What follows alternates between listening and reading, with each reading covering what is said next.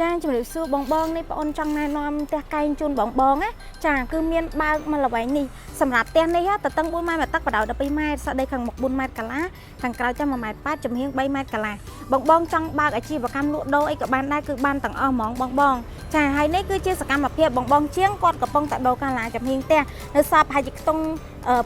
ថាយ៉ាងយូរ2ថ្ងៃទៀតគឺហើយ 100% ហើយអញ្ចឹងបើបងមកឆ្លាញ់ចាបងចូលរួមមុន$4000មានសិទ្ធិខ្លាយជាម្ចាស់ផ្ទះកែងនេះបានភ្លាមហ្មងរើតែអវ៉ាន់កាន់សាវចូលនៅប្រកបអាជីវកម្មបានភ្លាមសម្រាប់ទីតាំងគឺល្អខ្លាំងស្អាតចាហើយទៅមកគឺមានផ្លូវខ្វាត់ខ្វែងចាចាក់ទៅរកសាលាបញ្ញាសាស្ត្រនៅចិត្តសាលាគឺយើងនៅចិត្តផ្លូវរត់ដែរបងចុះតពីផ្លូវជាតិលេខ4មកតែបន្តិចទេចា